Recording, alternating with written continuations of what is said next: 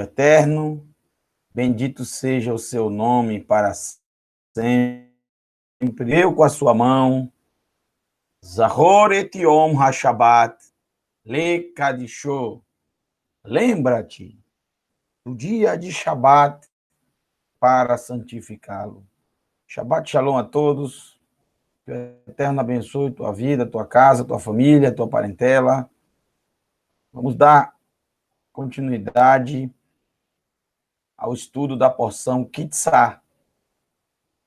Nessa parte da tarde, nós queremos tratar de um tema de suma importância.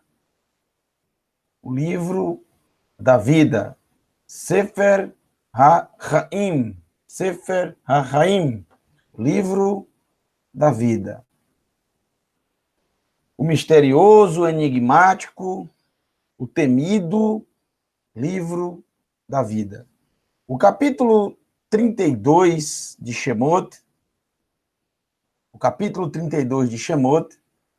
vai trazer para nós esse tema pela primeira vez à tona. É a primeira vez que é tratado, que é revelado esse livro. É a primeira vez que ficamos sabendo que existe esse livro. E o capítulo 32 de Shemot, como você já deve ter lido, estudado durante a semana, já deve ter lido também várias vezes na sua vida. É um capítulo muito conhecido. É uma triste história, é uma triste parte da história do povo de Israel. O povo de Israel que estava no deserto. Foi um dos pecados que o povo cometeu no deserto. Um dos pecados que o povo cometeu no deserto. O bezerro de ouro. Nós não vamos estudar dessa vez todo esse capítulo 32, que já estudamos em outras porções passadas. Mas só para relembrar, esse pecado aconteceu entre o Eterno ter dito as 10 palavras a todo o povo que estava ali reunido, ele ter ordenado a Moshe que subisse até o cume do Monte Sinai, o topo do Monte Sinai, para entregar a Moshe o ensino de todos os mandamentos, de todas as 613 mitzvot, como também, como testemunho desses mandamentos, as 2 tábuas escritas pelo dedo do Eterno.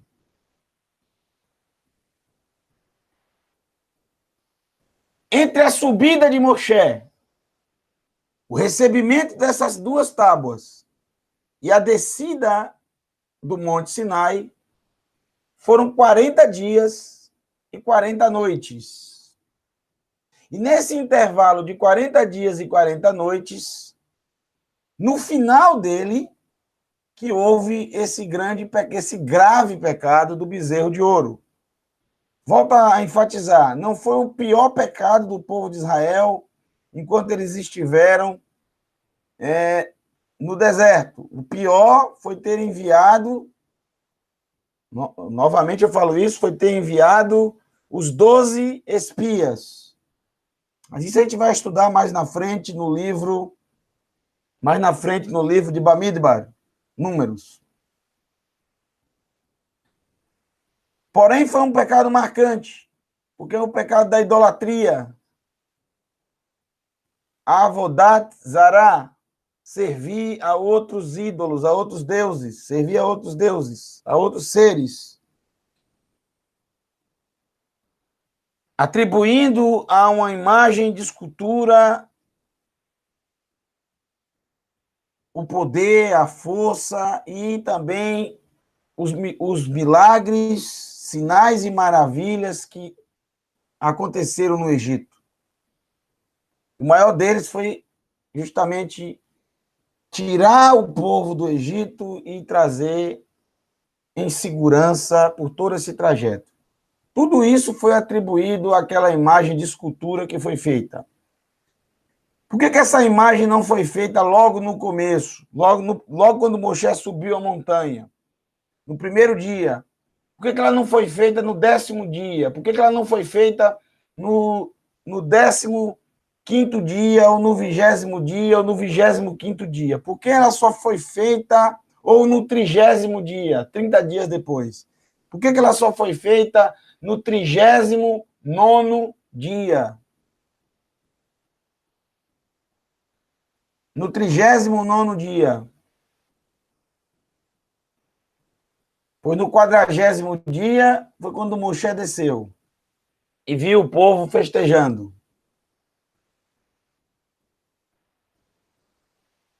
Conta o Talmud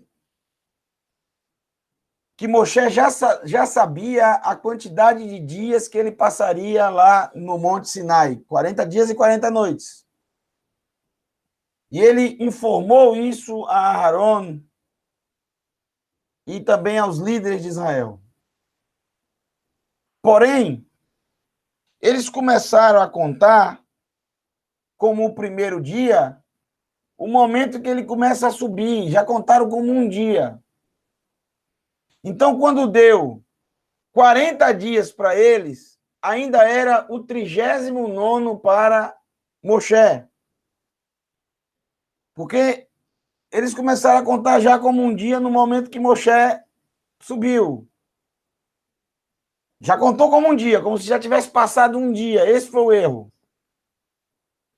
E aí, quando chegou no 40º dia da contagem do povo, era o 39º dia ainda do que Moshe tinha dito. E por isso, como não viram Moshe descer,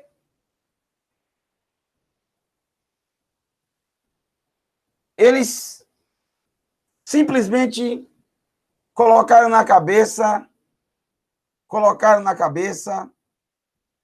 que Moshe estava morto, que ele não sobreviveu à presença do Eterno, talvez, que ele estava morto, que eles estavam perdidos, sem direção. O Talmud conta que, o Shemot Rabbah conta que Aharon tentou de todas as maneiras acalmar o povo e dizer, não, ele vai chegar, tenham calma, daqui a pouco ele desce. Só que o dia foi escurecendo e nada de Moshe chegar. Então, muitos do povo, encabeçados pelos os dois feiticeiros, magos, que saíram do Egito, aqueles mesmos que viviam afrontando Moshe e Aharon, Yanis e Yambres, eles deram a ideia para fazer o mesmo Deus que era adorado no Egito, um boi.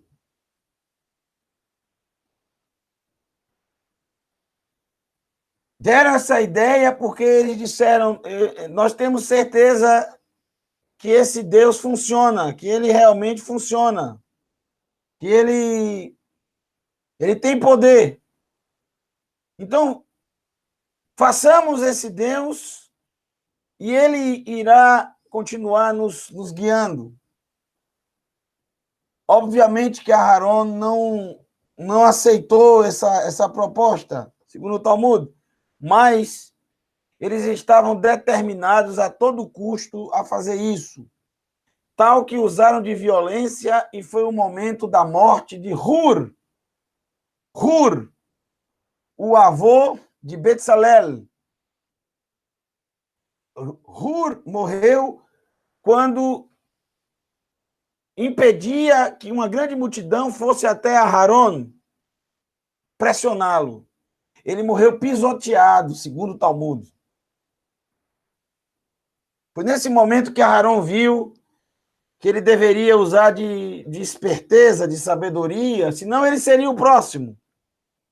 Então Aharon começou a enrolar, entre aspas, essa multidão de pessoas que queriam fazer esse ídolo de qualquer jeito. Então Aharon, ele pensa uma coisa bem inteligente. Olha, para fazer esse ídolo, vocês têm que trazer as joias das mulheres. Arão pensou, jamais as mulheres vão dar joias para ser derretidas. Jamais as mulheres vão dar joias para ser derretidas. Porque poderia pegar ouro, barra de ouro mesmo, ouro, e refinar no fogo. Já que iria derreter, não precisaria ser joias. Poderia ser o próprio ouro que o povo tinha à vontade. Mas Arão disse, só funciona se for joias de mulheres. Não adianta trazer o ouro puro. Esse ídolo só funcionará se vocês trouxerem as joias das mulheres, todas as joias. E ele, com essa ideia, ele achou que nenhuma mulher iria liberar as joias, sendo que tinha ouro lá.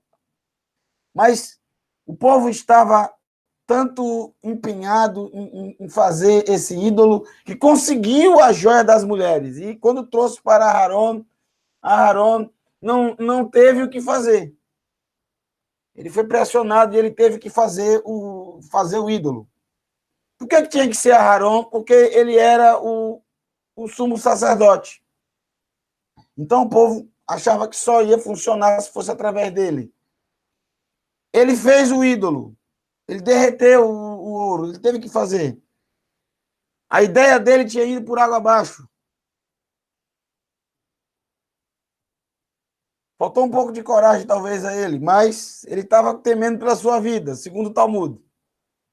E aí o povo diz, pronto, o ídolo ficou pronto, então vamos adorá-lo, vamos servi-lo para ver se ele envia algum sinal. Arão disse, não, ele acabou de ficar pronto, não pode ser festejado agora, não. Só pode agora 24 horas depois, só no outro dia. Porque ele ainda está... Ele acabou de ficar pronto, ele ainda não... Ele precisa de mais 24 horas, aí sim começa... Ele pode receber adoração, agora não pode ainda. Ou seja, enrolando para ver se Moshe descia. Mas o verdadeiro 40º dia chega. Que na contagem dele já era 41º. E Arão não tinha mais o que falar, porque o povo disse, você disse que era no outro dia, então tem que ser agora. Ele não tinha mais ideia na cabeça. E liberou o povo para fazer a festa. Festa àquele ídolo de ouro. Bezerro de ouro. É quando o Eterno diz a Moshe, desça rápido, porque o povo se corrompeu.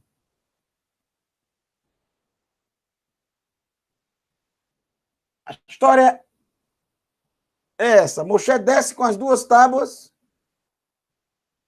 E quando vê aquilo, ele joga as tábuas no chão. Quando Moshe vê toda aquela coisa terrível, no capítulo 32 de Shemot, Êxodo,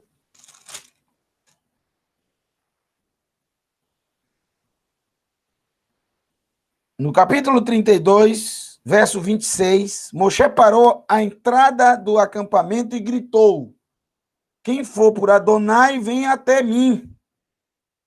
Todos os descendentes de Levi,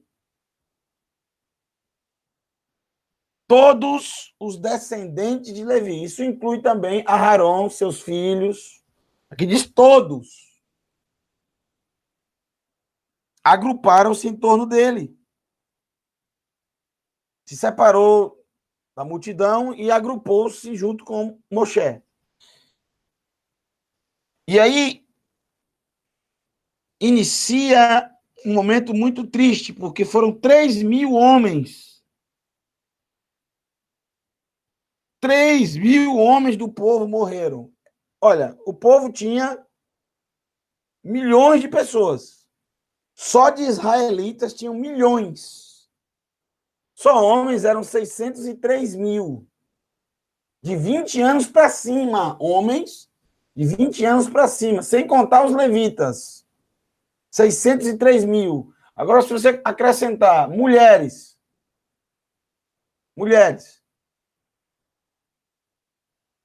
que pelo menos, né? Pelo menos é 600, pelo menos, são 604 mil mulheres, 603 mil mulheres, pelo menos. Pelo menos. Adolescentes e jovens, sejam mulheres ou homens com menos de 20 anos. Sem dúvida, a população de Israel passava de 3, 4 e até 5 milhões de pessoas. Em geral. Israel.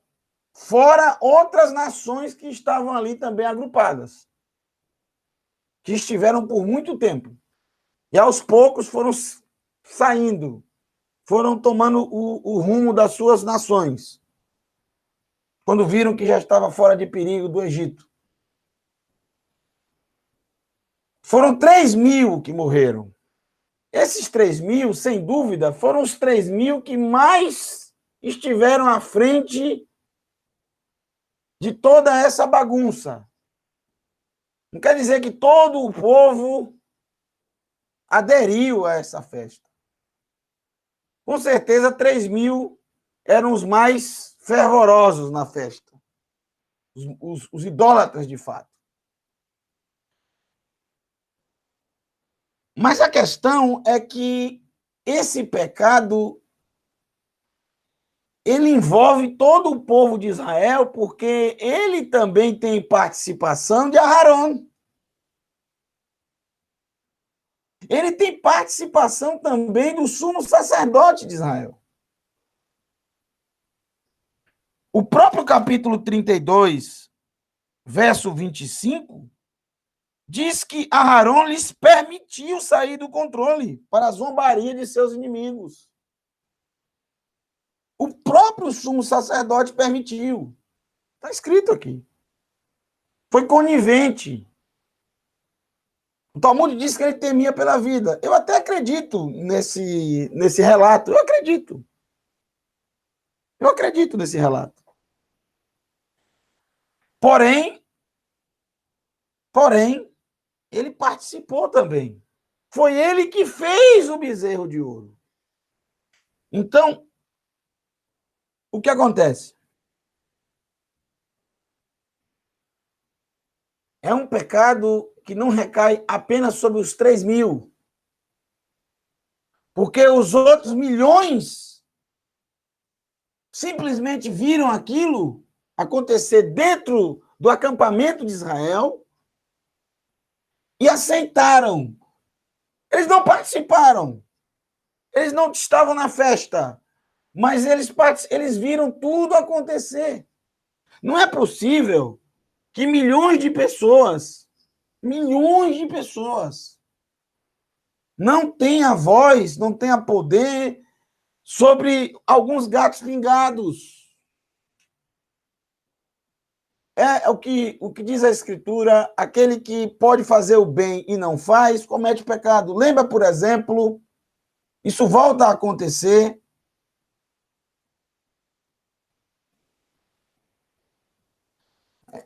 Ana Paula pergunta, o povo obrigou Arão a fazer o bezerro e Ur foi morto tentando impedir? Exatamente. Ur, segundo o Talmud, ele foi morto, pisoteado, tentando impedir que o povo chegasse até Aharon. Hur, o avô de Betsalel, aquele que segurou o braço de Moshe, quando Moshe estava lá na montanha junto com Aharon. Veja, o texto diz, se você pode fazer o bem e não faz, você comete pecado. Entendeu? Você comete pecado.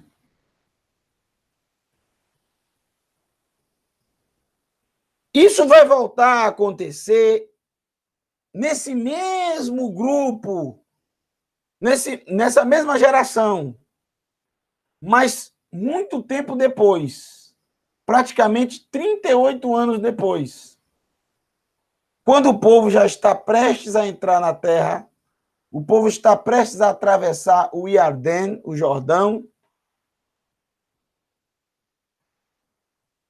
nas planícies de Moabe, quando começa alguns do povo de Israel a levar mulheres midianitas e mulheres moavitas para suas tendas. Não só para atos sexuais, mas eram atos sexuais voltados à idolatria. Os homens não estavam nem aí se tinha idolatria ou não. Eles queriam as mulheres, que deveriam ser muito, muito atraentes, muito bonitas, mas o objetivo era levar uma praga ao povo de Israel. E houve uma praga que foram 24 mil que morreram, muito mais do que essa aqui. Mas o texto diz, lá em Bamidbar, Números, que um líder da tribo de Shimon levou aos olhos, não escondido, não, aos olhos de todo o povo, a princesa lá de Midian, para sua tenda, para sua casa. E passou pela tenda do encontro, desfilando com ela à vista de Aharon, de Moshe e de todos os líderes. E ninguém fez nada. E aconteceu que a praga veio sobre todo o povo de Israel. Até que um homem, um jovem chamado Pinchas, Finéias, ele fez algo que ninguém teve coragem de fazer. Ele pegou uma lança e atravessou aquele homem junto com aquela mulher quando estavam na tenda. Acredito que já praticando atos sexuais, porque a mesma lança de vez atravessou os dois. E foi nesse momento que a ira do Eterno foi aplacada. Tá o texto. Então, quando se vive numa comunidade, uns são responsáveis pelos outros. Isso é uma comunidade, é um povo. Uns são responsáveis pelos outros. Tanto em protegê-los, como também em alertá-los, em avisá-los, em instruí-los e repreendê-los.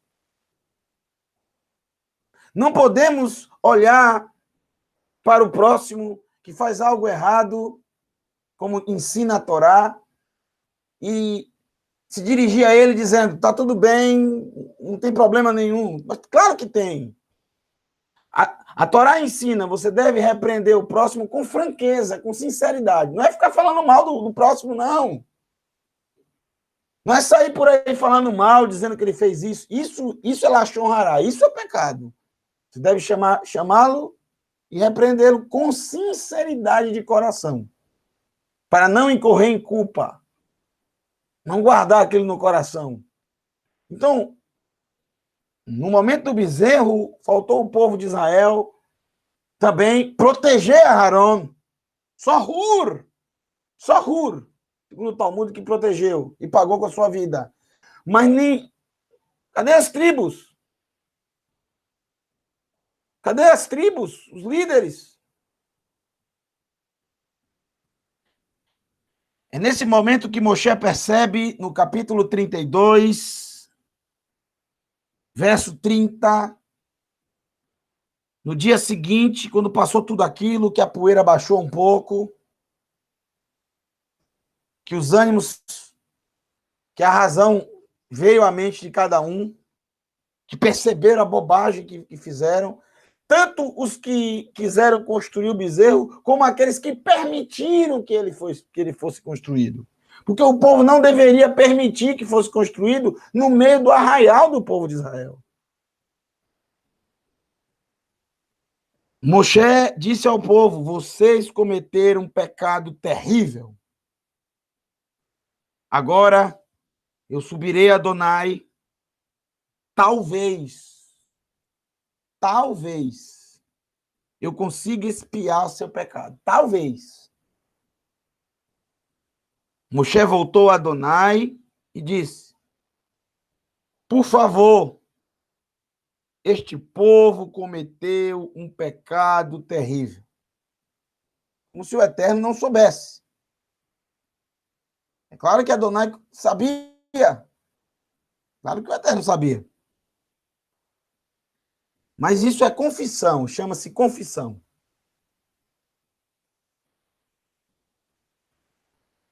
No entanto, por favor, Esse povo cometeu um pecado terrível. Ok, vamos lá. Fizeram para si um Deus de ouro. Eu já expliquei a vocês, o ouro tem a simbologia, o significado no Mishkan do ouro é o divino, o eterno se movendo, atuando. Então, quando você faz um Deus todo de ouro, imagine, a única peça toda de ouro das principais peças do Mishkan era a menorá. A única, porque a arca, as mesas, tanto do incenso como do pão, eram todas de madeira, revestidas de ouro. A menorá era 100% ouro. E o bezerro era de 100% ouro. Veja a afronta que fizeram ao Eterno. As coisas do Eterno. E olha que a menorá ainda não tinha sido feita. Existia um projeto. Existia um projeto de todo o Mishkan, mas nada disso tinha sido feito ainda.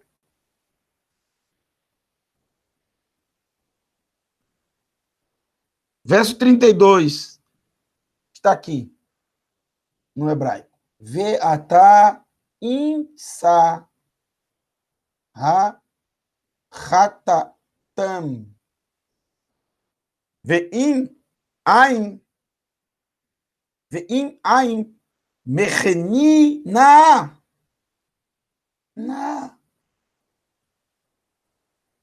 Misiferecha asher katanita. Olha que palavra dura de Moshe, mas sincera e forte demais.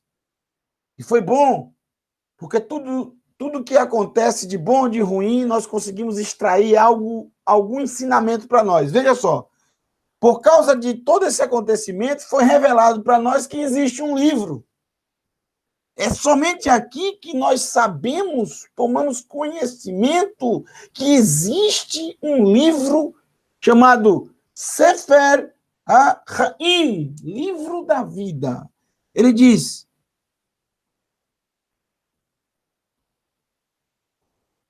perdoa o pecado. Ah, se perdoares o pecado, perdoa o pecado. Se não desejares, se não quiseres perdoar, eu te imploro, por favor, na é por favor, ou eu te rogo, do teu livro que escreveste, risca-me do teu livro, mecheni, risca-me, por favor, do livro que escreveste. A resposta do Eterno é a seguinte: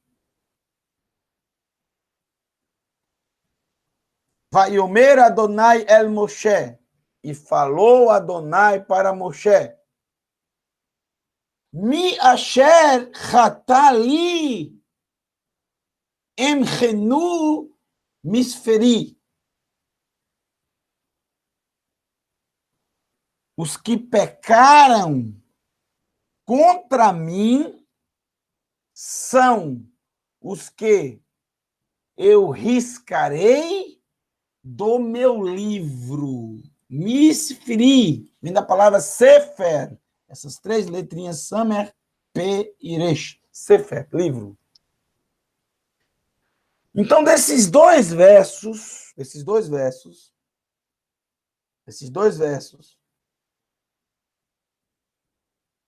nós temos aqui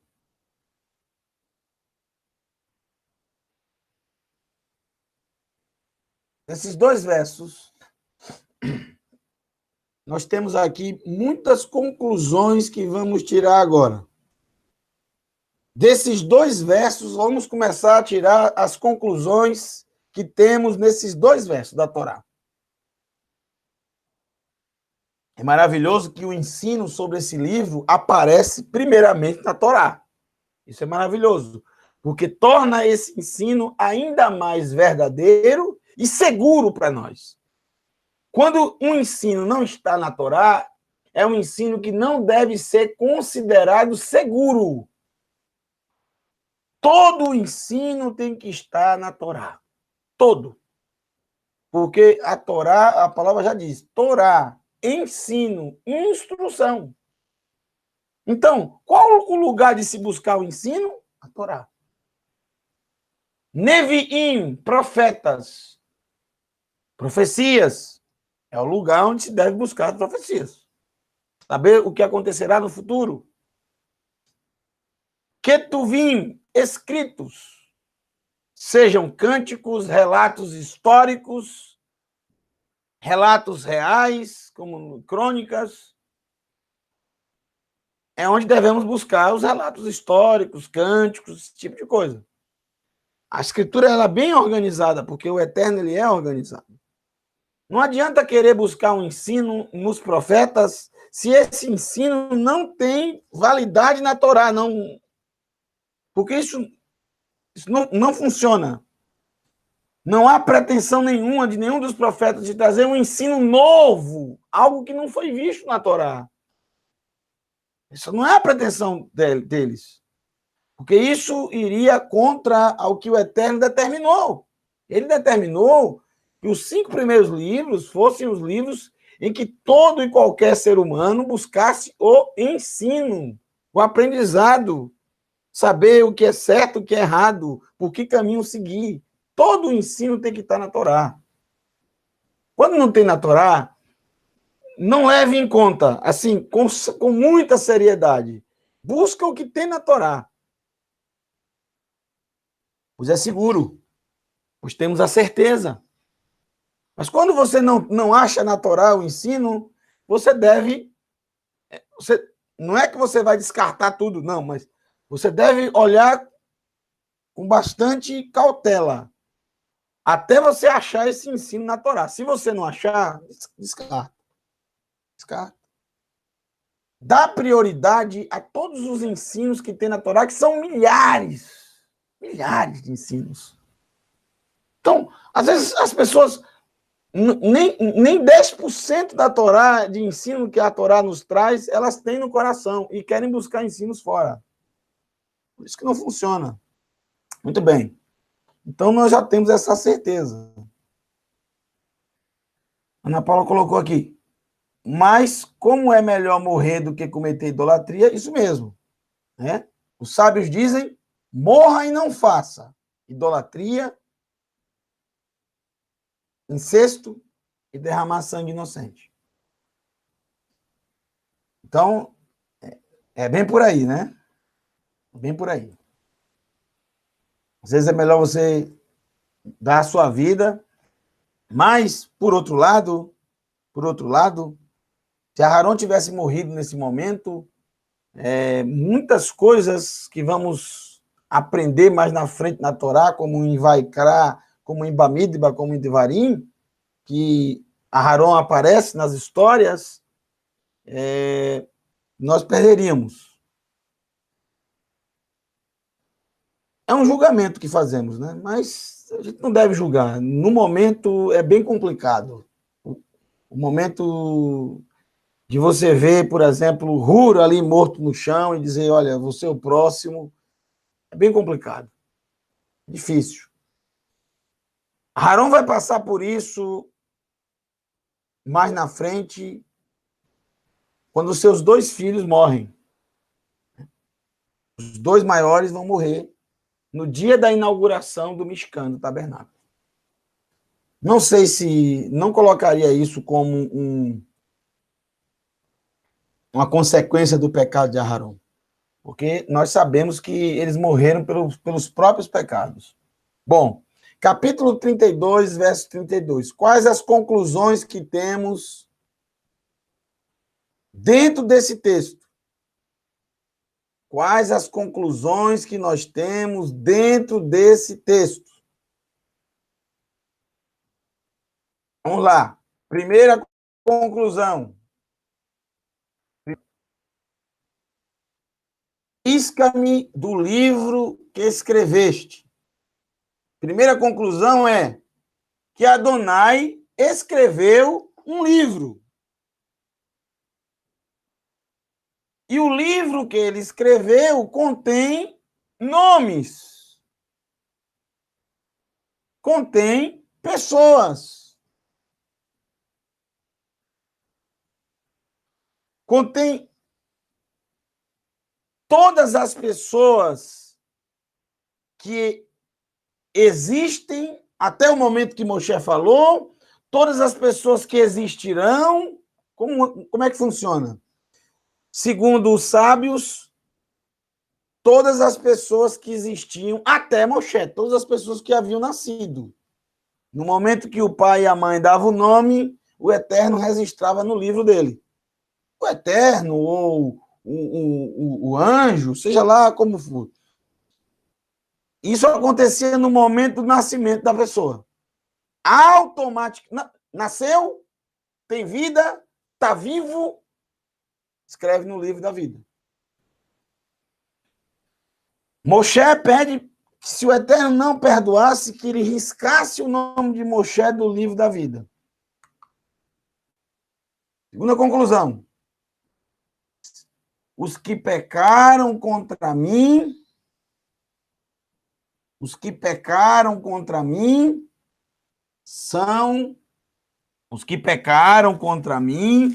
são aqueles que eu riscarei futuro, são aqueles que eu riscarei do livro da vida. Palavras do Eterno. Olha, tanto o primeiro texto como o segundo verso, os dois falam de riscar o nome. Então, a pergunta é: pode um nome que foi escrito no livro da vida ser riscado? A resposta é clara aqui. Claro que pode. Então, isso quer dizer, a conclusão que chegamos é a seguinte: se o Eterno vai riscar o nome de alguém, como ele está dizendo aqui que vai, se ele vai riscar o nome de alguém, isso quer dizer que esse nome já estava escrito lá. Porque só pode ser riscado, apagado, algo que foi escrito.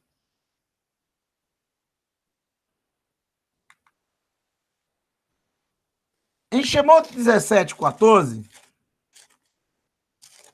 capítulo 17 de Shemot, verso 14, fala de um livro. Adonai disse a Moshe: escreva isto em um livro para servir de registro e diga a Yehoshua: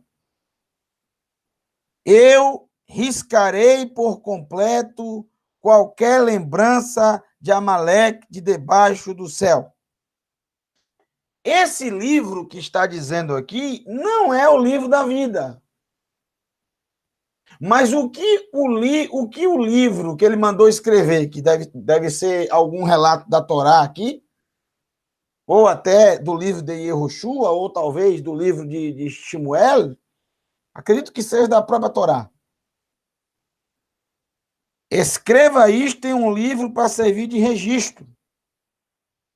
E diga que eu riscarei por completo qualquer lembrança de Amaleque. Aí, quando a gente lê esse texto e a gente não sabe sobre o livro da vida, nós estamos pensando que esse apagar, riscar que o Eterno está falando, é simplesmente, quer dizer, apagar o povo.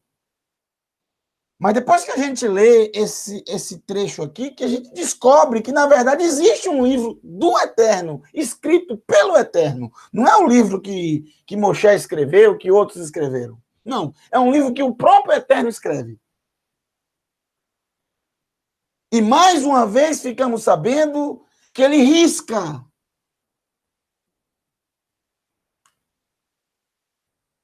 No 69, Terlim, Salmos 69, mais uma vez nós ficamos sabendo sobre esse livro. Salmo 69, verso 29. Nas Bíblias cristãs, verso 28. Risca-os do livro da vida. Tira-os do livro da vida. Risca-os do livro da vida. Apaga-os do livro da vida. E não sejam incluídos no rol dos justos. Salmo de Davi. E ele fala justamente contra os insultos que recebia, a perseguição que ele recebia, as agressões e as injustiças que ele recebia de ímpios, que ele não cita nome aqui. Ele pede ao Eterno que esses sejam riscados do livro da vida. Mais uma vez, é a quarta vez que nós temos a expressão de riscar. Mas algo só pode ser riscado se já tiver sido incluído. Você não pode riscar algo que não está lá. Você só pode riscar algo que já está escrito. Você não vai escrever e riscar. Você não vai escrever na mesma hora só para riscar. Não, ele já estava escrito lá. Ele já está escrito lá. O profeta Daniel, no capítulo 12,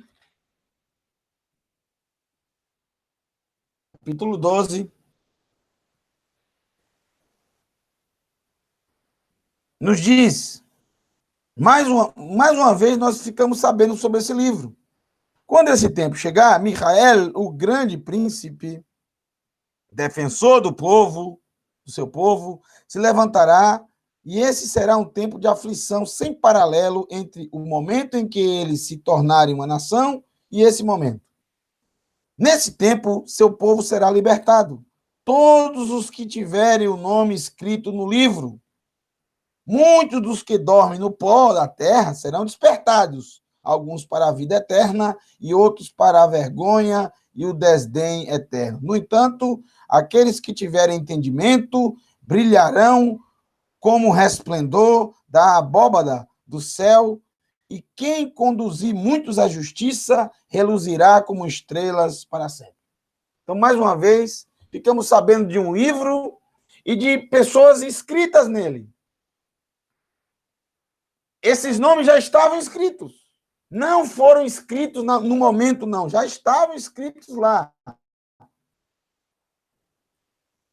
Tarenos, em uma das cartas, o Rabino Shaul também cita esse livro. Em Filipenses, carta aos Filipenses, capítulo 4, ele cita também esse livro da vida. Ele cita. Filipenses, capítulo 4, verso 3, não é isso? É verso 3? Verso 3. Também peço a você, leal Zízigo, que nome, hein? Que ajude essas mulheres, pois trabalharam muito no anúncio das boas novas, das Besserot, comigo, com Clemente e meus demais colaboradores. Seus nomes estão no livro da vida. Revelação, capítulo 20. Revelação, capítulo 20, Revelação, Apocalipse, capítulo 20, verso 11 ao verso 15. Depois vi um grande trono branco, e aquele que nele estava sentado. A terra e o céu fugiram da sua presença, e não se achou lugar para eles. Vi também os mortos, grandes e pequenos, em pé, diante do trono. Livros foram abertos. E outro livro foi aberto. A Sefer HaChaim, o livro da vida. Os mortos foram julgados com base no que estava escrito nos livros. Que cada pessoa tem seu livro. que tudo é registrado sobre ela. Esse não é o livro da vida. Segundo o que tinham realizado, segundo o que tinham feito, o mar entregou os mortos que havia nele, e a morte e o Sheol, a sepultura, entregaram os mortos que havia neles. E eles foram julgados, cada um de acordo com o que tinham realizado, com o que tinham feito, suas escolhas. Então a morte e o Sheol foram lançados no lago de fogo. Esta é a segunda morte, o lago de fogo. O que é o lago de fogo? A segunda morte. Morrer pela segunda vez, ou seja, morrer, não ter vida mais. Definitivamente. Aquele cujo nome não foi encontrado no livro da vida, escrito no livro da vida, porque já foi riscado, apagado, obviamente, foi lançado no lago de fogo. Isto é, na segunda morte. Morreu pela segunda vez. Definitivamente. Não há mais chance de retornar à vida. Perdeu a oportunidade de viver para sempre com o Eterno. Então, esses são os principais textos que tratam do livro da vida.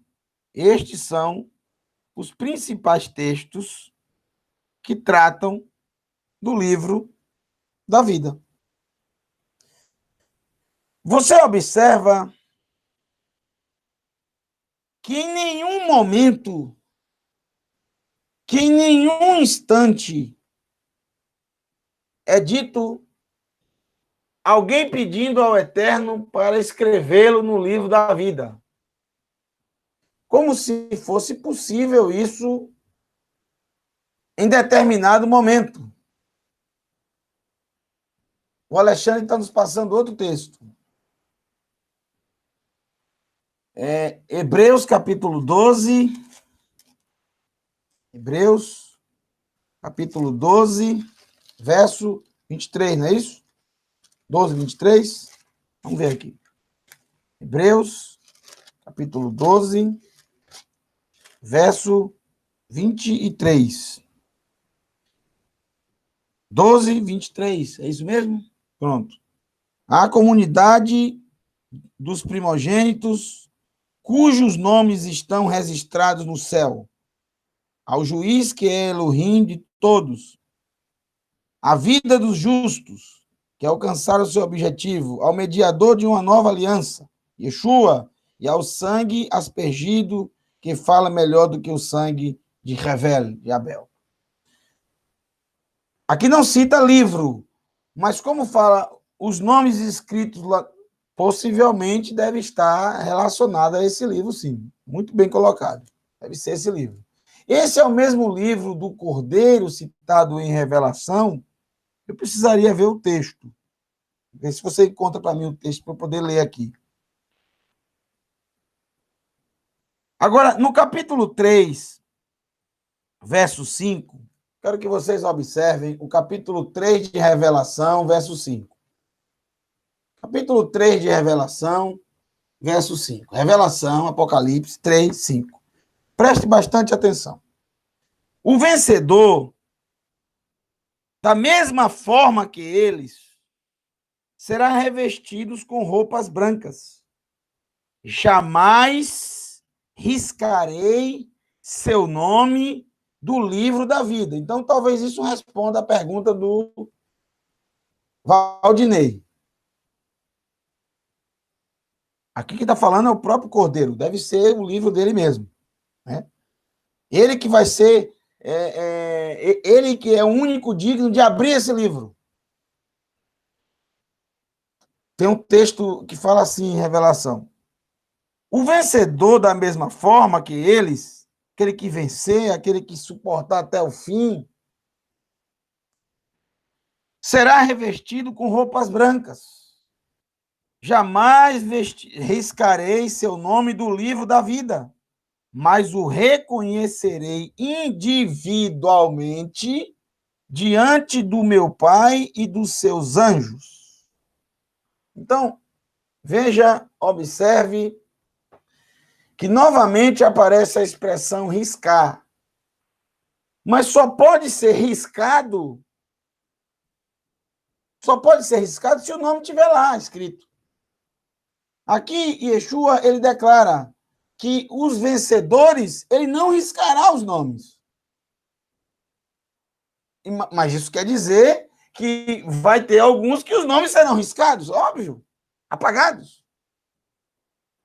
Como é então que funciona isso? Ele colocou o texto, Apocalipse 13:8. Apocalipse 13:8, Revelação 13:8.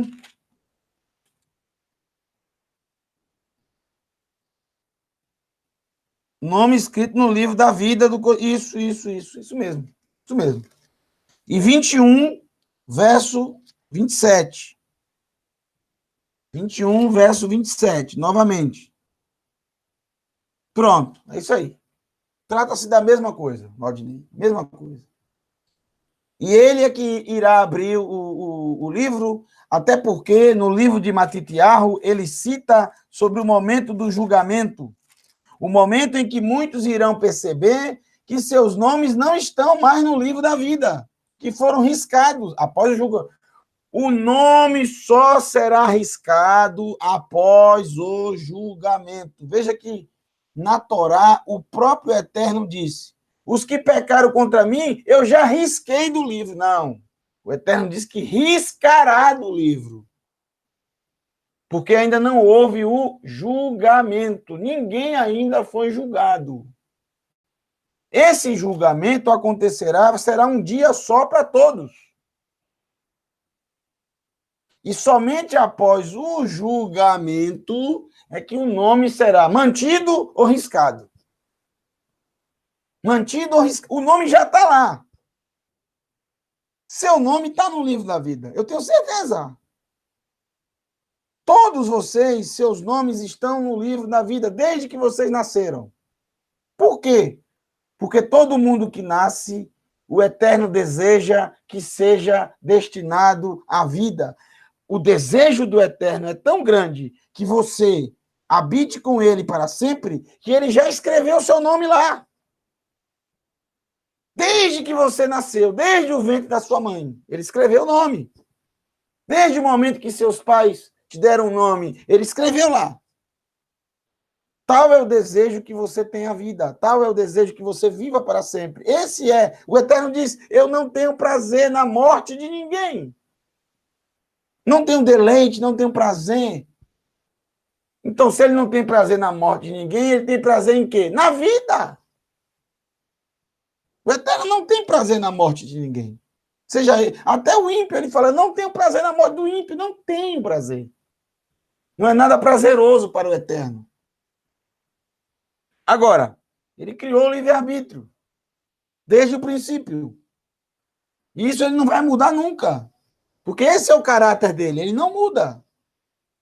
Nós é que fazemos as escolhas. Na verdade, apesar dele riscar o nome do livro, apesar dele riscar o nome das pessoas, na verdade, apesar dele riscar no futuro, apesar de ser ele que irá riscar, mas, na verdade, quem escolheu isso foi a própria pessoa. Não é o Eterno que tem o desejo de riscar, foi a própria pessoa que, por toda a vida que viveu, por todas as escolhas que fez, decidiu, eu não quero passar a eternidade com Adonai. Ele deu essa resposta da forma, das decisões que ele tomou na vida. Agora, aquele que deseja viver com o Eterno para sempre, que o ama de todo o coração, através das escolhas que fizeram na vida, é que deram essa resposta ao Eterno. Eu quero habitar contigo para sempre. Pode manter meu nome aí. Para o Hashem. O que nós descobrimos quando lemos esses textos é o seguinte. O nome, desde que nascemos, está escrito lá. Moshe falou, risca meu nome do livro da vida. Já estava lá. David Hamelech falou dos ímpios que o perseguiam. Risca o nome deles.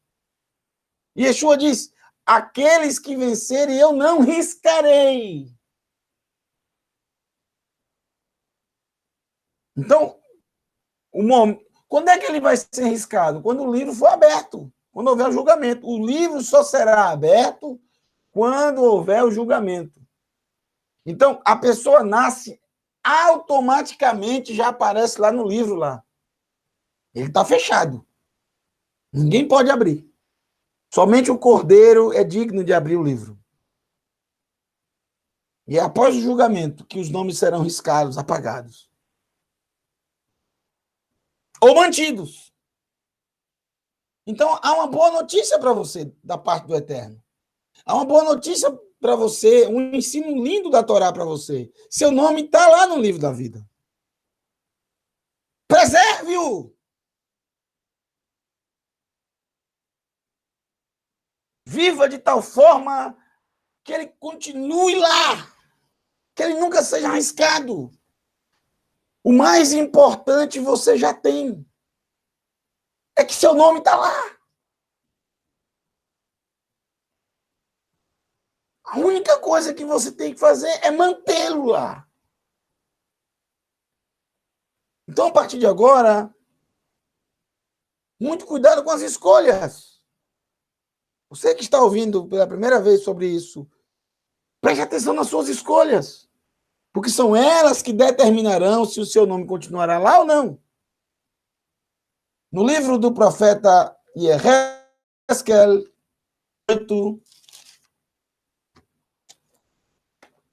Ezequiel,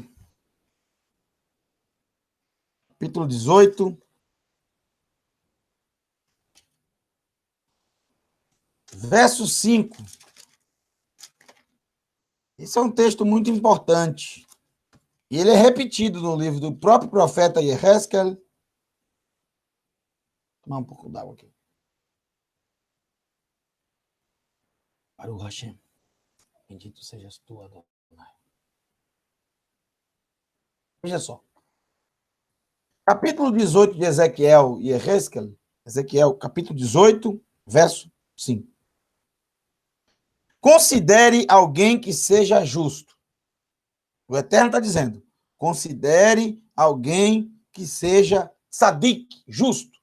Ou seja, pratica a justiça. Obedece os mandamentos do Eterno diante dele, como ele nos ordenou fazer.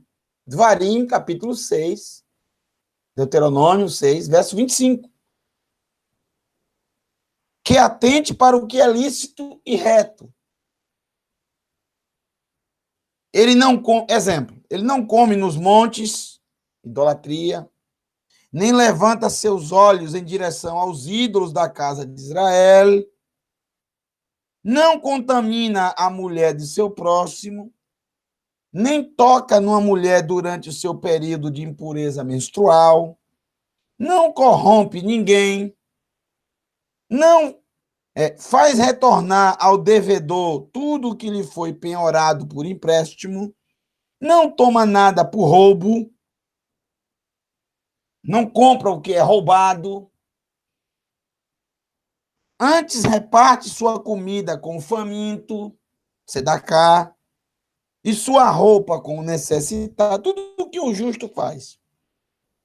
Não empresta visando ou cobrando juros, que é transgressão. Mantém-se afastado do mal e julga honestamente entre uma pessoa e outra.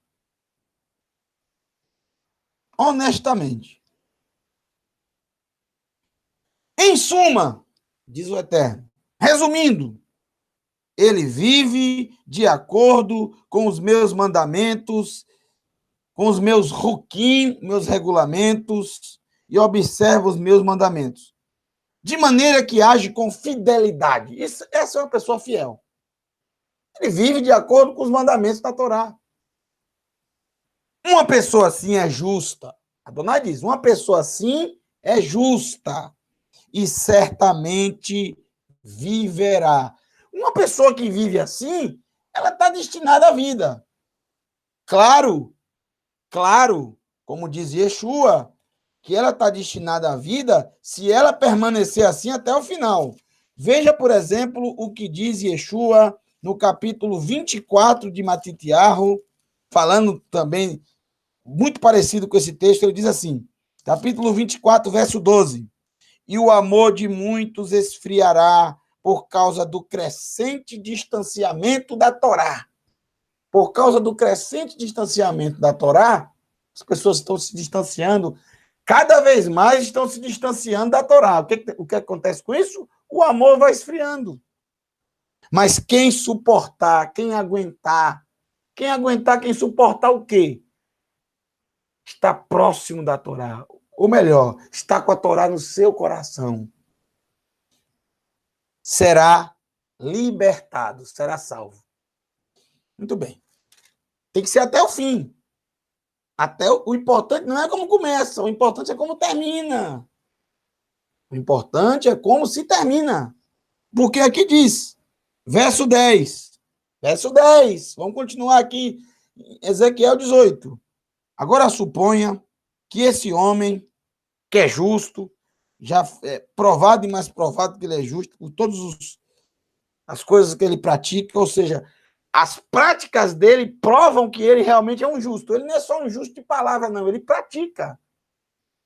Ele tem fruto. E é pelo fruto que se conhece a árvore. Não é pelas palavras que ele fala, não. A pessoa é conhecida pelas práticas dela. Senão ela vai ser simplesmente um falador. Né? Um fanfarrão. Só sabe falar, mas não faz nada. Agora, suponha que esse homem seja pai de um filho que é ladrão. O filho dele é ladrão. O filho dele é ladrão. Assassino. Ou que faz tudo isso a um irmão, ainda que seu pai não tenha feito nenhuma dessas coisas. Esse filho come nos montes, idolatria, contamina a mulher do próximo, engana o pobre necessitado, rouba, não devolve a propriedade que tomou, empenhou, volta seus olhos para os ídolos, age com práticas odiosas, dá e recebe por interesse. Deveria esse homem viver? Ele não viverá. Pois se tem engajado em todas as práticas repugnantes, ele deve ser levado à morte. Seu sangue tem que cair sobre sua cabeça. Porém, suponha, tudo isso é suposição, que ele tem um filho, neto do que é justo, que ele tem um filho que observa todos os pecados que seu pai cometeu, reflete sobre eles e se comporta de maneira diferente. Ele não come nos montes, não volta seus olhos para os ídolos da casa de Israel, não contamina a mulher do próximo, não corrompe os outros, não toma propriedade penhorada, não rouba, antes reparte sua comida com o faminto e sua vestimenta com o necessitado. Não oprime o pobre, não dá nem recebe por interesse, ele obedece a meus mandamentos e vive de acordo com meus regulamentos. Por isso, não morrerá pelos pecados do seu pai. Não morrerá pelos pecados de seu pai, mas certamente viverá. Portanto, é seu pai que, por ter oprimido o pobre, todos os pecados, que morrerá. Aí vemos verso 21. Entretanto, se o ímpio se arrepender de todos os seus pecados, ele estava destinado à morte. O seu nome já tinha sido riscado? Não! Enquanto a pessoa viver, por pior que seja, seu nome continuará no livro da vida. Aqui está escrito, olha aqui. Ó. Entretanto, porque até o último momento da sua vida de respiração, ele tem a oportunidade de se arrepender e praticar a justiça. Entretanto, se o ímpio se arrepender de todos os seus pecados, guardar os meus regulamentos, praticar o que é certo e justo, então certamente ele viverá, não morrerá. Nenhuma das transgressões que ele estiver fazendo, nenhuma das transgressões que ele tenha cometido será lembrada contra ele, pois pelas coisas justas que ele estiver fazendo, viverá. O importante é como se termina. Acaso eu tenho algum prazer em ver um ímpio morrer? Pergunta o Eterno, Elohim. Eu não preferiria que ele fizesse techuvá, que ele retornasse de seus caminhos e vivesse? Por outro lado, prestem atenção no verso 24. É 24? É. Por outro lado, quando um justo, que aí todo mundo diz, esse está com o nome escrito no livro da vida. Mas tanto ele como o ímpio também está. E veja o que vai acontecer aqui na história que o Eterno conta. Por outro lado, quando um justo se desviar de sua justiça e cometer maldade, ele era justo. Ele vivia praticando os mandamentos. Mas de uma hora para outra falou, sabe uma coisa? Eu vivi a vida toda servindo ao Eterno, agora eu não quero mais servir, não. Então, ele se desvia da justiça e começa a cometer maldade, agindo de acordo com todos os atos odiosos que os ímpios praticam. Acaso ele viverá? Nenhum de seus atos de justiça que ele praticou será lembrado, e pela transgressão e pecados que ele cometeu, morrerá. Se ele morrer assim, todos os atos de justiça que ele praticou não serão lembrados, diz o Eterno. Ele preferiu assim, terminar a sua vida assim. Pronto, é assim que ele será lembrado. Mas o nome dele não estava escrito no livro da vida? Tá, mas o nome do ímpio também tá. O Eterno, ele não risca, ele não inclui, ele não tira, ele não coloca, não. Ele já coloca para todos. Mas vai chegar um momento que vai haver o julgamento. É tudo organizar as coisas do Eterno. Porque uma pessoa que... Se você imaginar que o nome só é escrito porque ele começa a servir ao Eterno, seja lá qual seja a forma que você pense o que é servir ao Eterno, que servir é obedecer, é amar de todo o coração, é ir, é fazer o que ele manda, é seguir por onde ele manda seguir. Isso que servir é isso.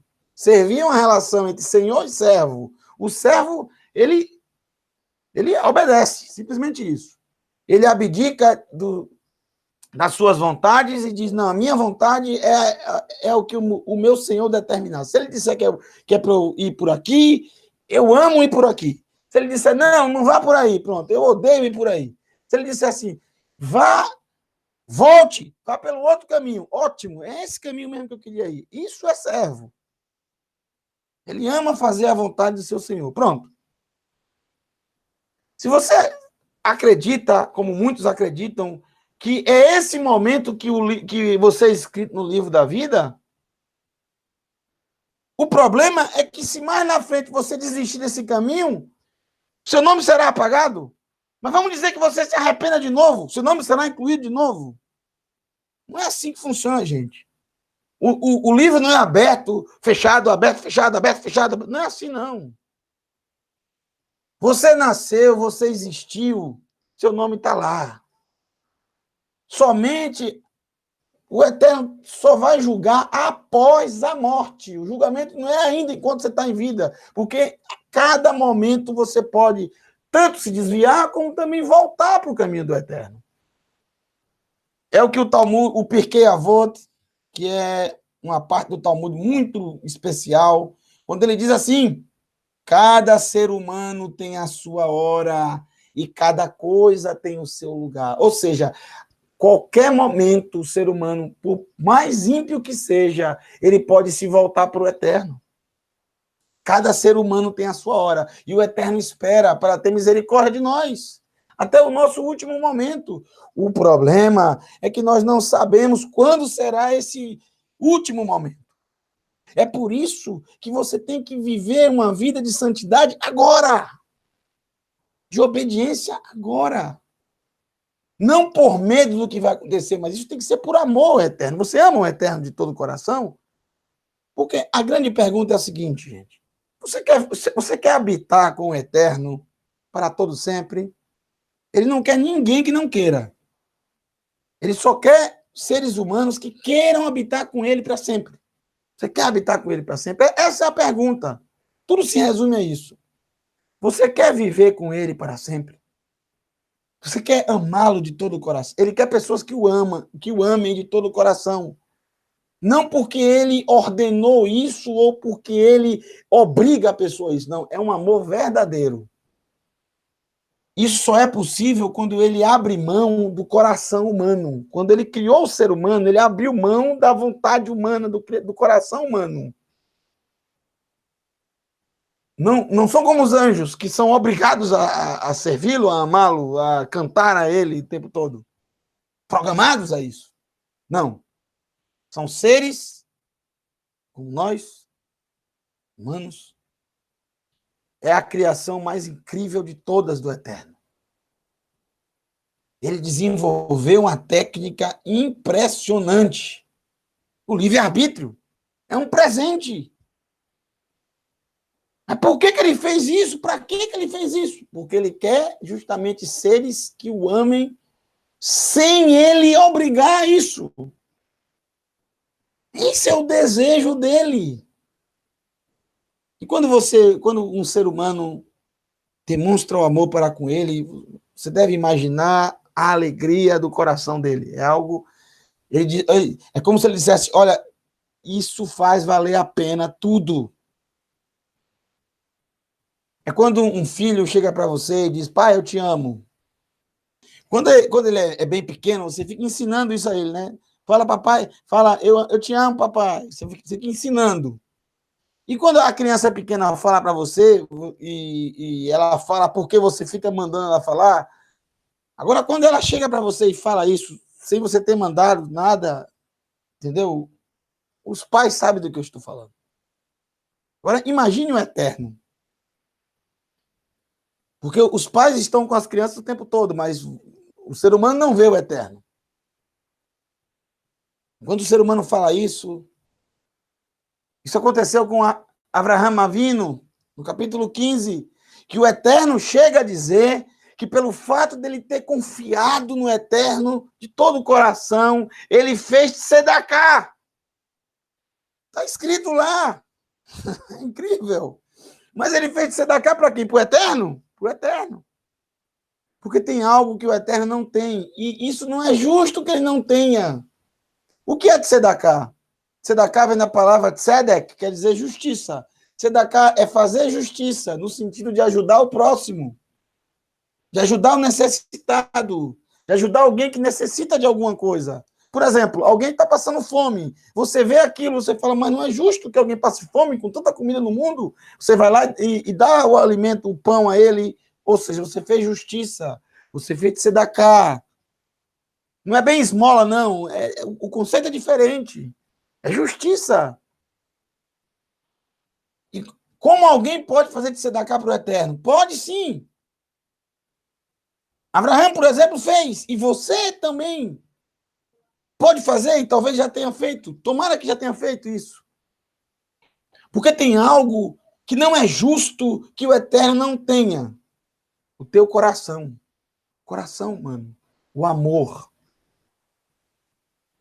Ele não tem porque ele abriu mão. Mas é justo que ele tenha, mas ele só terá se você der para ele. Por isso que ele diz, filho, eu te peço, dá-me o teu coração. E quando você dá para ele, você fez tzedakah. Você fez justiça. E você deve imaginar a alegria do Eterno. Isso faz tudo valer a pena. Vale a pena por todos os transtornos que eu passei até hoje, diz o Eterno. Eu penso que ele deve dizer isso. Por isso que diz que quando um ser humano faz techuvá, há uma festa enorme no céu. Você já viu esse texto nos escritos nazarenos? Está escrito. Quando um se arrepende, há uma festa imensa no céu.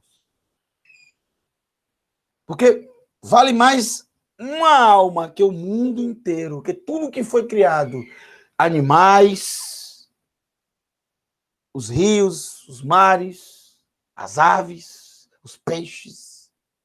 Uma alma vale mais do que tudo isso. A alma humana, o ser humano.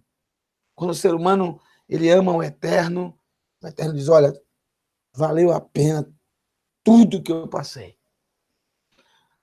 Toda a dor que eu senti por todos os pecados que a humanidade comete desde o princípio. Todas as afrontas que foram feitas pelos líderes da terra, pelos governantes. Todas as vezes que eu fui afrontado, que eu fui amaldiçoado pelos seres humanos. Todas as vezes que os seres humanos viraram as costas para mim para servir a outros deuses. E fazem até hoje. Quando uma alma se arrepende, vai valer tudo a pena. Tudo isso fica para trás. Fica no mar do esquecimento. Uma alma faz o Eterno se alegrar. Você. Uma alma só. Uma. Para o Hashem.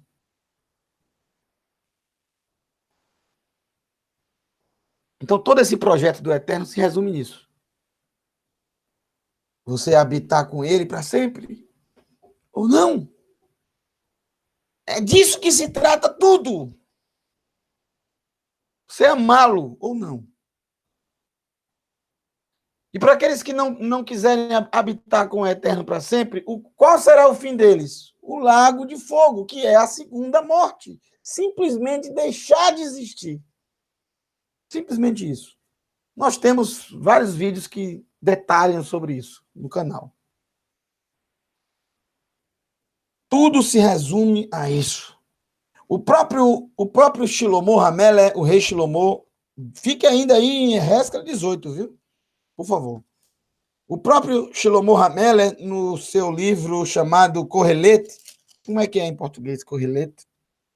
Pregador? Não, é pregador, a palavra Correlete. Pregador, anunciador. Né? Deixa eu abrir aqui que eu já vou lembrar o nome. Eclesiastes, pronto, lembrei aqui. Abri aqui, já achei. Eclesiastes, é assim que está no português. No livro de Eclesiastes, no capítulo 12, verso 13, Shlomo, depois de tudo, de toda a sua velhice, de tudo que ele passou, de tudo que ele viu, de tudo que ele examinou, eis a conclusão. Ele chegou a uma conclusão. Agora que se ouviu tudo, a conclusão é a seguinte: tema a Elohim. E a gente sabe que temer ao Eterno é obedecer a sua Torá, que são palavras equivalentes.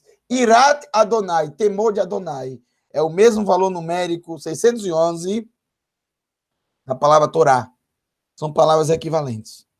Tema a Adonai,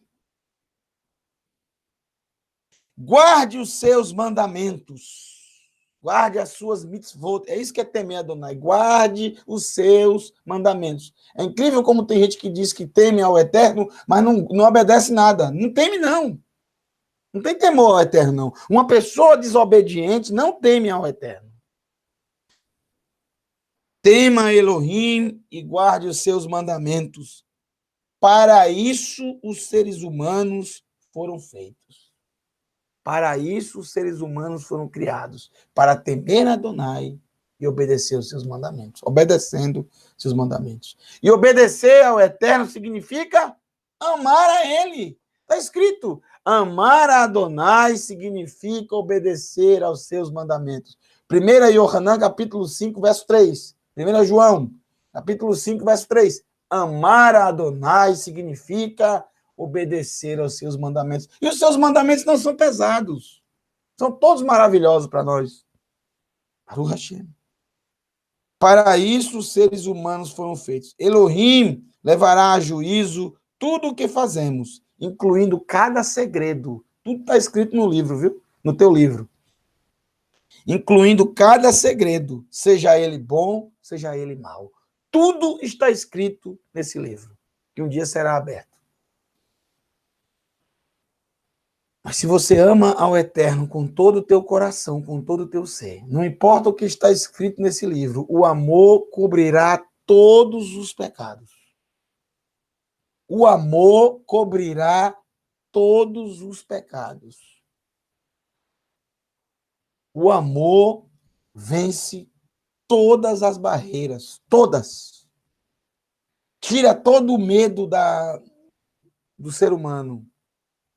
Tudo que existe foi feito, foi criado por causa do amor.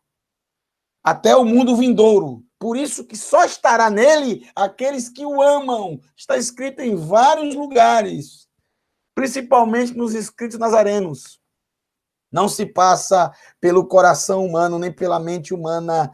Tudo aquilo que o Eterno preparou para aqueles que o amam. Para os que o amam. Tudo se resume no amor. Por isso que o ser humano foi feito, com livre-arbítrio. Esse amor que o Eterno tanto busca na terra. Um amor sincero. É o que você lê lá em Yohanan, né? Os verdadeiros adoradores que ele busca. Não, são as pessoas que o amam, é isso. Os seus servos. A palavra adorar em hebraico é a mesma servir. Servir. Obedecê-lo. E a obediência que ele quer é a obediência ligada com amor. Por isso que ele disse no próprio livro de Devarim, capítulo 6, verso 4, Shema Israel, Adonai Eloheinu, Adonai Echad. Baruch Shem Kevod Malchuto Leolam Vaed. Ve'ahavta et Adonai Elohecha, bechol levavcha, uvichol nafshecha, uvichol meodecha. Amarás a Adonai, o teu Elohim, de todo o teu coração, de toda a tua alma e com todas as tuas forças. Ve'ahavta lereacha kamocha, e ao próximo como a si mesmo. As duas tábuas. Sempre se resume às duas tábuas. A primeira com as 5 mitzvot, as 5 palavras referentes ao Eterno. E a segunda com as 5 palavras referentes ao próximo. Amar o Eterno sobre... O amor está presente em todos os momentos da Torá. É o amor... O amor é justamente o grande desejo do Eterno para com o ser humano, para com você. Vamos terminar de ler Yehezkel, capítulo 18. Vamos lá. Capítulo 18. Eu quero terminar lendo o verso... Vamos ler do 25 em diante. Vale a pena, viu? Vamos lá. Portanto, agora você diz, o caminho de Adonai não é justo. Ouça a casa de Israel. É meu caminho que é injusto? Ou injustos são seus caminhos?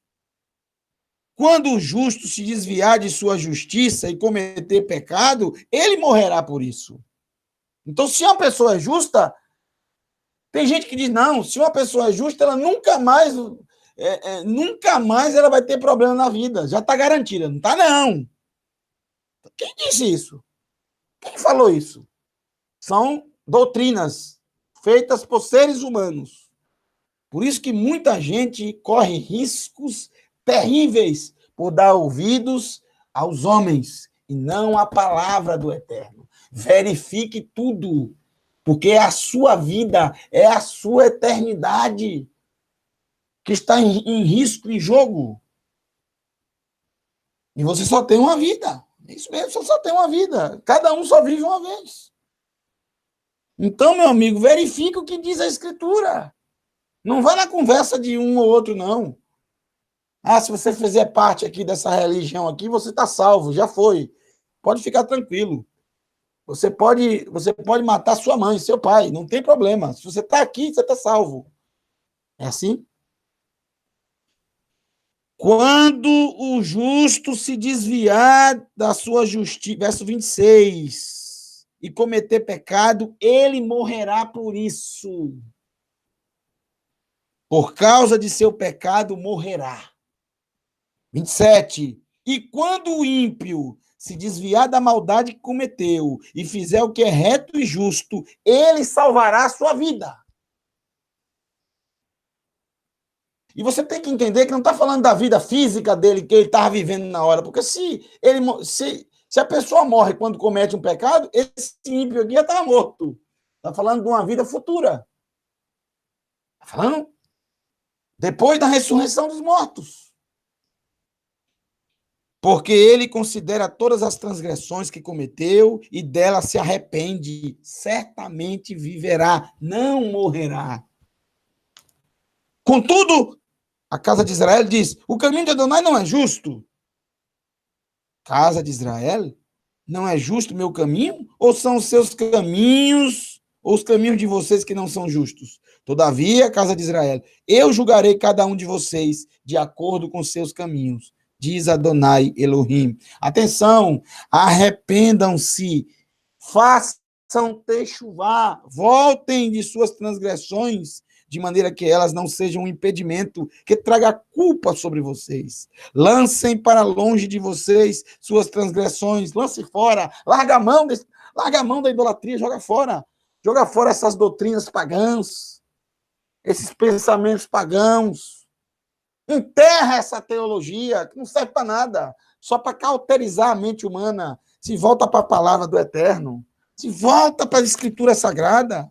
É isso aqui que nos traz vida. Para que precisamos de mais alguma coisa que não seja isso aqui?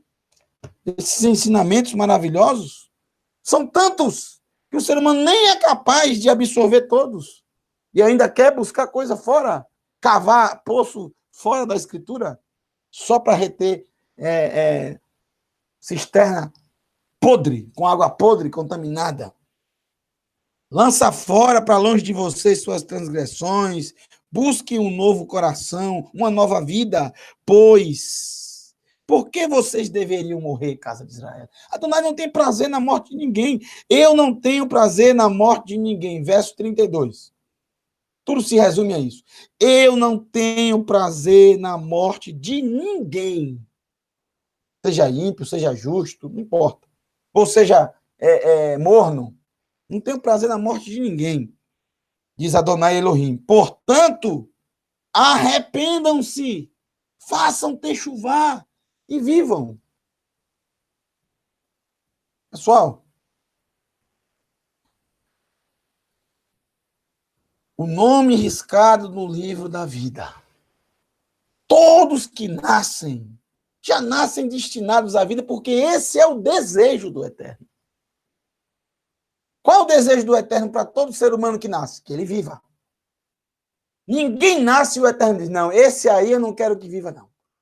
Não tenho prazer na morte de ninguém. Então, o desejo dele é esse. Nasceu, que ele viva. E eu o aguardarei até o seu último suspiro. Certa vez, conta o Talmud, que Abraham Avinu, que ficava na porta da sua tenda, esperando todos aqueles que passassem, viajantes, que passassem pela sua tenda, o prazer dele era chamá-lo, lavar os pés, lavar as mãos, dar água para beber, sente-se aqui à mesa, coma um pouco da comida, descanse e amanhã cedo você continua a jornada. Esse era o maior prazer de Abraham. A sua tenda era instalada estrategicamente em uma encruzilhada de 4 caminhos, 4 direções. Norte, sul, leste, oeste. Tinham 4 entradas as tendas. A tenda tinha 4 entradas. E ele ficava observando de longe. Quando vinham, se vinham do leste, do oeste, se vinham do Egito e estavam indo para o Oriente, se vinham do Oriente e estavam indo para o Egito, se vinham do sul e estavam indo em direção a Damasco, Damasco, a Síria. Ele ficava ávido em ajudar alguém. Era o maior desejo dele. Por isso que ele era considerado um príncipe de Elohim na terra. Todos que viam aquilo diziam, até os ímpios que viviam em Canaã, diziam para Abraão, tu és príncipe de Elohim. E ele fazia tudo isso sem interesse nenhum e sem querer ganhar nada em troca. Mas certa vez, mas Abraão, melhor dizendo, ele tinha uma exigência.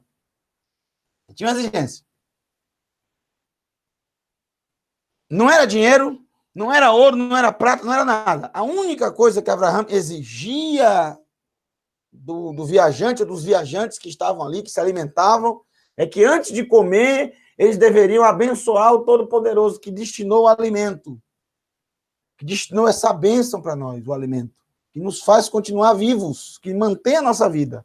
Então, a única coisa era essa.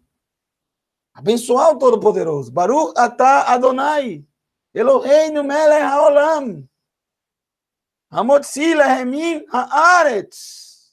Abençoado sejas tu, Adonai, nosso Elohim, Rei de todo o universo, que tiras o pão da terra. A única coisa que ele queria era isso. E as pessoas faziam. Às vezes, alguns acreditavam no Eterno, outros não, mas fazia porque, de qualquer forma, está comendo ali. Muitos acreditavam em vários deuses, e para ele, um deus a mais, um deus a menos, não faz diferença nenhuma. Está dando comida mesmo. Só que certa vez chegou um senhor de 60 e poucos anos, entrou, lavou os pés, lavou as mãos, sentou na mesa, e aí Abraão falou, a única coisa que eu exijo é que antes de comer você abençoe o Eterno. Adonai, eu vou te mostrar como é. Mas ele se recusou. Não. Eu não acredito nesse Deus, eu não acredito nesse Adonai, eu não acredito nesse ser, eu sirvo a outros deuses, e eu vou, antes de comer, eu vou agradecer aos meus deuses. E Abraão não aceitou aquilo. Não aceitou, não. Fora da minha tenda. Você não vai comer nada aqui. Fora. Colocou para fora.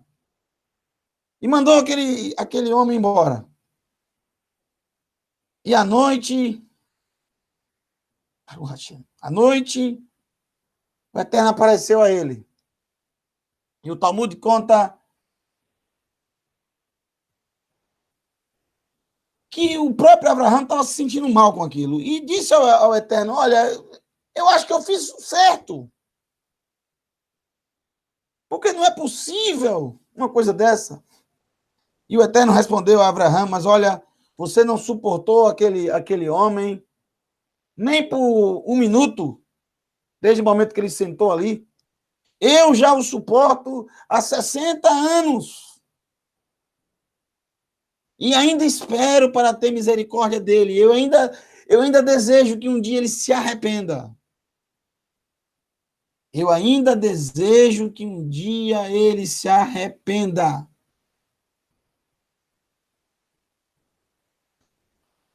Isso é muito maravilhoso, porque nesse mesmo local fala sobre essa passagem que diz: todo ser humano tem a sua hora e cada coisa tem o seu lugar. Todo ser humano tem a sua hora. O Eterno espera para ter misericórdia de nós. Tudo depende de você. Tudo depende de mim, de você, de cada um de nós escolhermos. Escolha hoje a vida. Escolha hoje amar ao Eterno com todo o seu coração. Em Devarim, antes de nós vermos Yehezkel 33, Devarim, capítulo 16.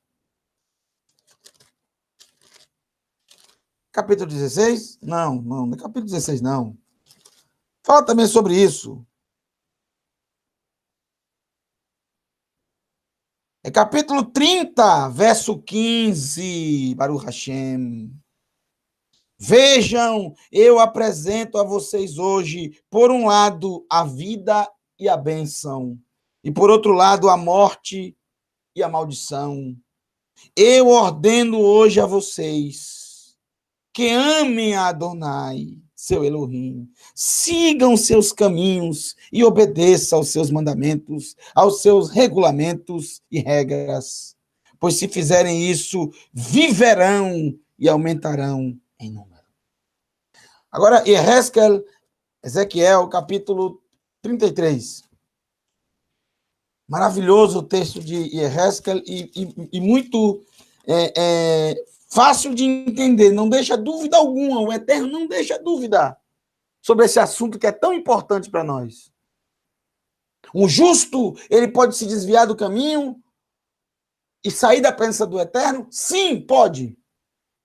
O ímpio, por mais que ele tenha cometido pecados, ele pode se arrepender e começar a praticar os frutos de arrependimento e demonstrar os frutos de arrependimento, praticando a justiça, o contrário do que ele praticava antes? Claro que sim. O importante não é como se começa, mas como se termina. E Ehezkel, capítulo 33, verso 11. Ehezkel 33, verso 11. Diga a eles, como eu vivo, jura Adonai Elohim, não tenho prazer em fazer morrer o ímpio. Veja, novamente o Eterno diz, eu não tenho prazer em fazer morrer o ímpio. Qual é o prazer dele? Que ele viva. Mas de quem é a escolha? Veja aqui. Mas em fazê-lo afastar-se de seu caminho e viver. Então arrependam-se. A escolha é nossa, é sua, é minha. Afastem-se de seus caminhos maus. Pois por que vocês morreriam, casa de Israel? Para que vocês morreriam? Eu quero que vocês vivam. Em seguida, você, ser humano, diga a esse povo: a justiça do justo não o salvará se ele começar a cometer crimes. Não existe esse negócio de salvo uma vez, está salvo para sempre. Isso me desculpe, viu? Que absurdo. Tem que ser fiel até o fim. Até o fim. Não é fazer parte de uma religião e dizer, ótimo. Religião é canoa furada. Só vai te ensinar o que é errado. Só vai te ensinar o que é. Vai te ensinar meias verdades. Pronto. Vai ter coisa boa. Vai ter verdade. Mas vai ter muita mentira também. E esse é o problema. Quer a verdade? A palavra do Eterno. Livre. Livre de qualquer doutrina religiosa, humana. Isso aqui que é bom. Tu tá livre. Come isso aqui. Devora a palavra. Vive. A justiça do justo não salvará se ele começar a cometer crimes. E da mesma forma, a impiedade do ímpio não levará à queda se ele se afastar de sua impiedade. Não, o justo não poderá viver pela virtude de sua justiça anterior se ele começar a pecar. Então, se eu, depois de que eu disser ao justo que ele certamente viverá, ele começar a confiar em sua própria justiça anterior e começar a cometer crimes, nenhuma de suas ações justas anteriores será lembrada. Pelo contrário, ele morrerá pelos atos maus que cometeu. Do mesmo modo, se depois de eu disser ao ímpio, você deve morrer, e ele se afastar do seu pecado, fizer o que é legal e justo, que é certo, que é justo, se o ímpio devolver a propriedade, de novo o Eterno repete isso, e retornar o que roubou, ou seja, começar a praticar frutos de arrependimento. Se eu mentia o tempo todo, começa a falar a verdade. Aconteça o que acontecer. Se você roubava, seja justo nos mínimos detalhes, até nem um centavo. Isso é fruto de arrependimento. Isso é que prova que você se arrependeu. Quando você para de praticar o que é errado e começa a praticar o que é certo. É isso que o Eterno está dizendo. Não é dizer que se arrependeu, não. Tem que ter fruto para comprovar. Que é pelo fruto que se conhece a árvore, se ela se arrependeu ou não. É o fruto, é a prática. Nenhum dos pecados que cometeu será lembrado contra ele. Ele fez o que é legal e correto, certamente viverá. Então, mais um texto, são textos diferentes, mas que falam a mesma coisa. Vamos terminar aqui com a seguinte. Primeiro, existe um livro escrito pelo Eterno chamado Sefer HaHaim, livro da vida. Existe um livro. Segundo, escritos nele, pois será possível riscá-los em um determinado momento. E esse momento é Yom Hashem, o dia de Hashem, o dia do Eterno. É chamado pelos profetas o dia do Eterno.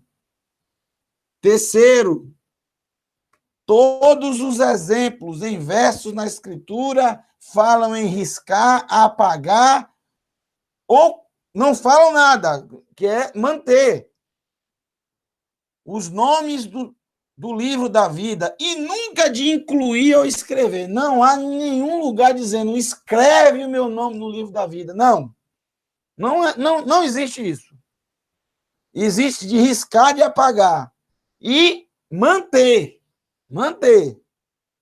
Ou seja, seu nome está lá no livro da vida. Shaul falou lá em Filipenses 4. O nome está lá escrito na vida. O nome está lá escrito no livro da vida. Ele sabia que estava, mesmo se a pessoa fosse boa ou ruim, mas o que ele quis dizer é, ele vai continuar lá, mantido lá. Porque essa pessoa é uma pessoa justa. Quarto, e última conclusão. O ser humano foi concedido a vida. Para o ser humano foi concedido a vida. Não somente o fôlego da vida, mas o Eterno concede a todos a oportunidade de escolher continuar com a vida para sempre ou não. Então, veja, todo ser humano tem uma chance. O Eterno dá a ele a vida. Olha, você tem vida, tá vendo? Você está vivendo. Você respira, você vive, tá vendo? Você quer continuar assim para sempre? Essa é a oportunidade que ele dá a cada um de nós. Preserve o seu nome no livro da vida. Preserve lá. Eu quero terminar.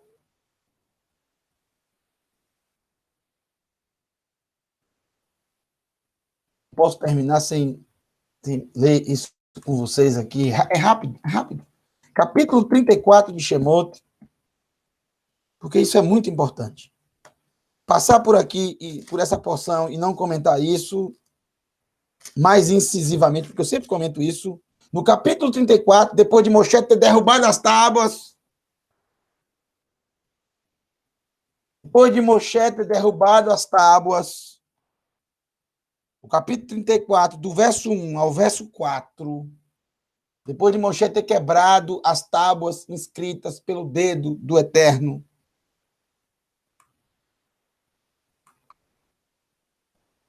nós encontramos esse maravilhoso texto, capítulo 34 de Êxodo, do verso 1 ao verso 4.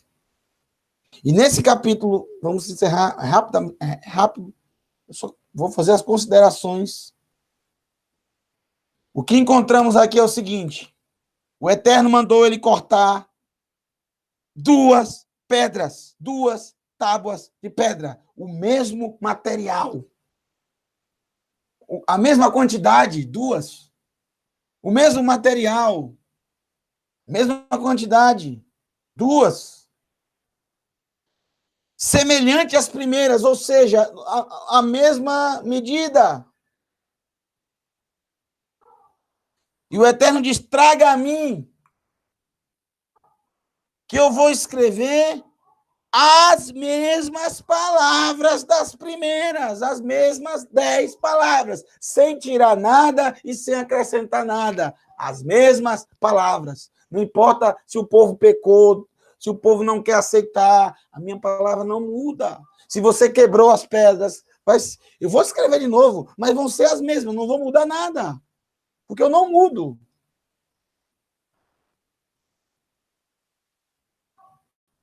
Local, você vai subir no mesmo monte, no mesmo local que eu te entreguei, no topo do monte.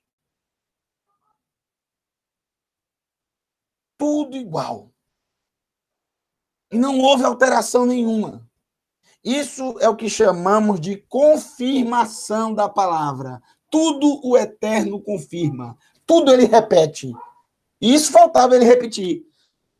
Porque se ele escrevesse só uma vez, foi bom Moshe ter derrubado essas tábuas. Porque se o Eterno escrevesse só uma vez, o povo poderia ter a dúvida. Mas seria bom uma confirmação, não é? Foi bom. Tem a confirmação. São as mesmas palavras. Tudo tem confirmação. Inclusive, o Mashiach. Ele retornará e pisará no mesmo local que foi o último local onde ele pisou. No Monte das Oliveiras. E no mesmo local, do mesmo local que ele pisou pela última vez, ele vai pisar de novo quando voltar. Confirmação. E será confirmado. Felizes são aqueles que já acreditam. Felizes foram aqueles dentre o povo de Israel que já acreditaram e colocaram no seu coração, desde a primeira vez que o Eterno falou as palavras. Já creram. Já confiaram. Porque teve muitos que começaram a acreditar quando houve a confirmação. Assim também será com o Mashiach. Felizes são aqueles que já têm um relacionamento com o Mashiach, Yeshua. Porque se alegrarão quando ele retornar. Porque terão muitos que irão chorar, se lamentar. Porque verão aqueles que o traspassaram. Se lamentarão. Mas ele enxugará dos olhos toda lágrima. Obedeça aos mandamentos do Eterno. Coloque o Mashiach no seu coração. Sirva ao Eterno com todo o seu ser. E deseje estar no mundo vindouro, no Olam Rabá. Seu nome já está no livro da vida. Não precisa você ir a lugar nenhum, falar com ninguém, procurar saber como é que escreve o nome lá. Seu nome já está inscrito no livro da vida. Mantenha ele lá. Já está lá. Tenha certeza disso. O seu nome. O nome que o seu pai e a sua mãe te deu. O nome que seu pai te deu. O nome que o seu pai e a sua mãe escolheu para você. Está lá escrito. Um dia você vai ouvir. Um dia você vai ouvir. Imitse Hashem. Que o Eterno assim permita isso. Né? Se assim o Eterno permitir. Que ele permita. Um dia você vai ouvir o seu nome. Sendo convidado a entrar na Cidade Santa. Muitos não ouvirão e irão questionar. Deixa eu ver aí, meu nome não está aí, não? E Yeshua vai dizer, eu nunca te conheci. Apartai-vos de mim, transgressor. Mas em teu nome nós profetizamos. Profetizar só com a boca, né? A pessoa profetiza com a boca. Expulsamos demônios com a boca também. Curamos. Você curou? Sério? Também foi com a boca, não foi que você curou? Você falou para ser curado? Só falar não adianta nada. Tem que fazer. Tem que praticar. Apartai-vos de mim, transgressores da Torá. Que o Eterno te abençoe, te guarde e te conceda uma semana na presença dele. Shavua Tov a todos. Eu quero agradecer a com todo o seu coração, com todo o seu ser. Recite conosco neste momento. Yevarechecha Adonai veishmerecha Yair Adonai panav elecha vihuneka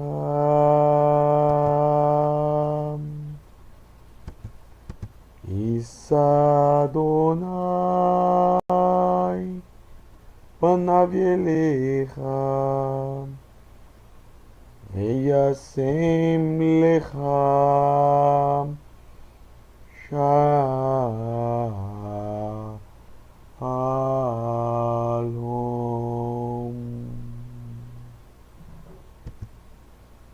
Beshem Yeshua HaMashiach.